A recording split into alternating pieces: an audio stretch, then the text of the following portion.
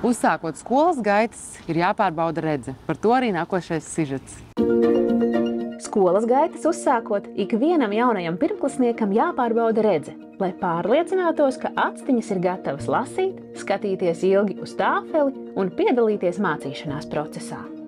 Roberts šodien kopā ar māmu dodas uz redzes pārbaudi un parādīs arī jums, kā tad tas notiek. Es tev parādīšu burtiņus, ja? Mēģināsim nosaukt viņus. Ja? Šīs, šīs, ejam tālāk, šīs, šīs, ļoti forši, šeit, saucam šo burtu, šeit. Tagad mēs paskatīsimies redzes asumu tuvumā.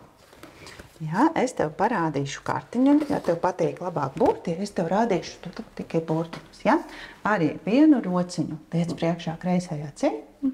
Ļoti forši. Turam kartiņu, ja? Paturi ar otro rociņu, ja? Kartiņu, es palīdzēšu tev. Ja? Labi, saucam tad šo te, ja? Burtu, pirmo burtiņu šeit, šajā rindiņā. Jā, nākošais burtiņš ir. Un nākošais mainam actiņas. Ja? Mainam actiņas, ja? Turam. Tur ir kartiņa, ja?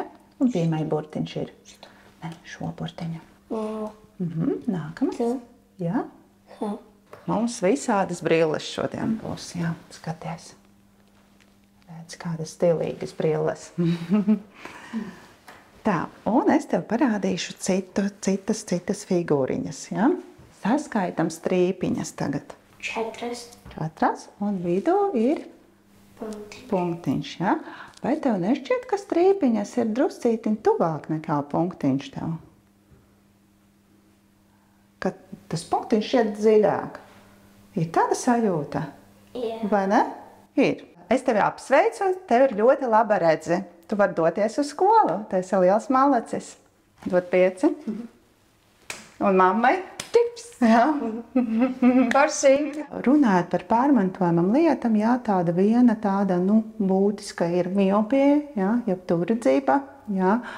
Un, protams, tuvredzība ir multifaktoriāla etioloģija, jā, bet pētījumi rāda, ka pamatā viņai ir tāda ģenētiska predispozīcija, jā, kā arī citi faktori ietekmējuši. Piemēram, arī, ja vienam no vecākam ir miopija, jeb tuvredzība, ja, tad bērnam 2 vai 3 reizes palielinās risks. Ja abiem 2 vecākiem ir miopija, tad jau 5-6 reizes palielinās risks. Ja mamma, piemēram, redz, ka bērns pārāk tuvu lasa grāmatu, vai bērns, kad skatās autobusu numuriņu, neredz, ja, vai nevar atpazīst sejas, ja, vai arī kaut kā dīvaini slīpi tur galvu un meklē pozīciju, ja, kur sameklēt leņķi, ja, kur var labāk redzēt dabūtu asumu, ja, vai sūdzās galvas sāpēm, acu sāpēm, ja, vai izvairas no tuvuma darbiem. Tas tādas sūdzības biežāk izplatītākas, ko var novērot tieši vecāki. Runājot par korekcijas līdzekļiem, parasti optikas veikalos mums ir vai nu brilles, vai nu kontaktlēcas. Runājot par brillītēm, mums ir monofokāli, ja,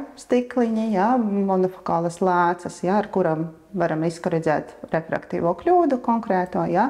Ir progresīvas brīļulētas, bifokālas brīļulētas, kurus speciālists jau piemeklē, ja tas ir nepieciešams. Kā arī specializētas miopijas kontroles lēcas, kuriem ir specifisks dizains, ar kuru palīdzību vajag kontrolēt miopijas attīstīšanas. Arī kontaktlēcas, viensdienas kontaktlēcas, tas ir biežākais, ja, risinājums, ko mēs piemeklējam bērniem, ja.